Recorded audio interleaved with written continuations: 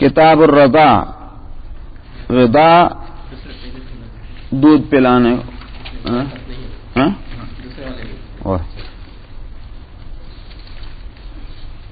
لم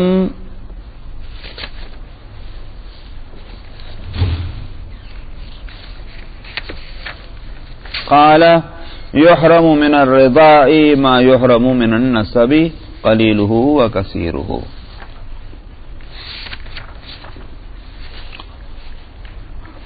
رضاعت کہتے ہیں دودھ پلانے کو، مگر وہ جو عمر دودھ پینے کی ہے اسی عمر میں دودھ پلانے کو رضاعت کہتے ہیں. ابو حنیفہ حکم سے اور وہ قاسم سے اور وہ شریح سے جو کوفے کے قاضی تھے تو ان سے اور وہ حضرت علی رضی اللہ عنہ سے اور نبی کریم صلی اللہ علیہ وسلم سے نقل کرتے ہیں. آپ نے فرمایا کہ دودھ کے رشتے سے وہ رشتے حرام ہوتے ہیں کہ جو نسب سے حرام ہوتے ہیں، چاہے وہ تھوڑا پیا جائے اور یہ زیادہ ہو.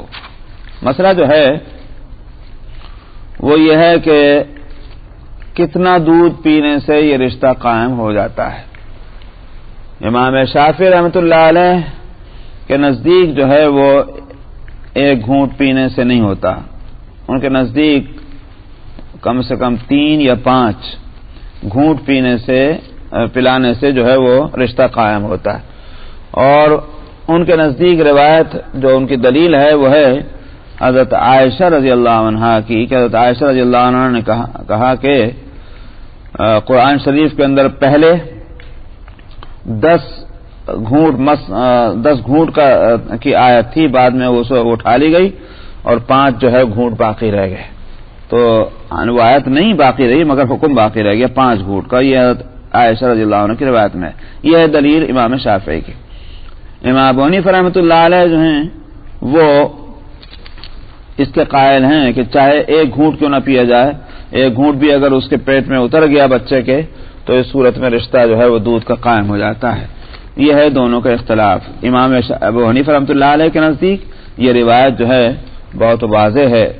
ایک تو یہ کہ وہ روایت جو ہے وہ حضرت عائشہ پر جا کر موقوف ہو جاتی ہے، اور یہ روایت مرفوع ہے، نبی کریم صلی اللہ علیہ وسلم کا ارشاد ہے.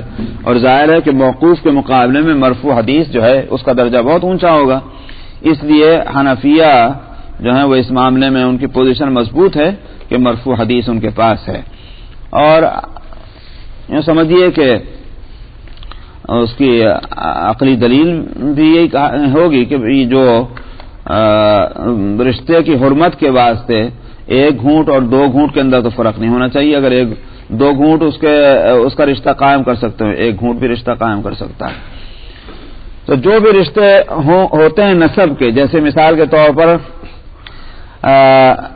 باپ ہے، دادا ہے، چچا ہے، تایا ہیں اور ماموں ہیں، ان سے جیسے نکاح نہیں ہو سکتا تو دودھ کے رشتے سے بھی جو باپ بنے گا، جو دادا بنیں گے، جو چچا بنیں گے، تایا بنیں گے، ماموں بنیں گے، ان سے نکاح نہیں ہو سکتا. تو یہ ہے اصول کہ یحرم من الرضاع ما یحرم من النسب، کہ دودھ کے رشتے سے وہ سب حرام ہو جاتے ہیں کہ جو نسب سے حرام ہوتے ہیں. ابو حنیفہ عن الحکم عن عراق ابن مالک عن عروۃ ابن الزبیر عن عائشہ قالت جاء افلح ابن ابي القعيس ليستأذن على عائشة فاحتجبت منه فقال تحتجبين مني وأنا عمك فقالت فكيف كذلك قال أرضعتك امرأة أخي بلبن أخي قالت فذكرت ذلك لرسول الله صلى الله عليه وسلم فقال رسول الله صلى الله عليه وسلم تربت يداك أما تعلمين أنه يحرم من الرضاع ما يحرم من النسب. ابو حنیفہ حکم سے اور وہ عراق ابن مالک سے اور وہ عروہ ابن زبیر سے اور وہ عائشہ رضی اللہ عنہ سے جو عروہ کی خالہ ہوتی ہیں تو ان سے روایت کرتے ہیں کہ حضرت عائشہ نے فرمایا کہ افلح ابن ابی القعیس آئے اور وہ حضرت عائشہ کے پاس انہوں نے آنا چاہا. انہوں نے پردہ کر لیا کیونکہ پردے کی آیتیں آ چکی تھیں تو انہوں نے پردہ کیا. تو افلاح نے کہا تم مجھ سے پردہ کرتی ہو، میں تو تمہارا چچا ہوں. تو عائشہ نے کہا کہ وہ کیسے؟ تو انہوں نے کہا کہ تم کو میرے بھائی کی بیوی نے میرے بھائی کے نکاح میں رہتے ہوئے دودھ پلایا ہے تو لہذا میں تمہارا چچا ہو گیا. تو عائشہ کہتی ہیں کہ میں نے اس بات کو رسول اللہ صلی اللہ علیہ وسلم سے ذکر کیا، آپ نے فرمایا کہ تیرا بھلا ہو جائے، تو نہیں جانتی اس بات کو کہ رشتے سے وہ سب حرام ہو جاتے ہیں کہ جو نسب سے حرام ہوتے ہیں، لہذا وہ بات صحیح ہے کہ وہ تمہارے چچا ہیں. تو اس واسطے جیسے سگے چچا ہوں کہ ان سے پردہ نہیں ہوگا یا ان سے نکاح نہیں ہو سکتا، اسی طرح سے یہ دودھ والے رشتے سے بھی جو چچا ہیں جب ان سے نکاح حرام ہے تو ان سے پردہ بھی نہیں، تو وہ چچا ہوئے. تو چچا ہوئے نا، کیا ہوئے؟ ان کے بھائی جو ہے وہ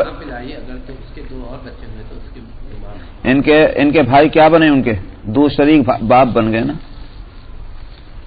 بنے نا بنے، تو یہ چچا ہو گئے، وہی آپ نے فرمایا.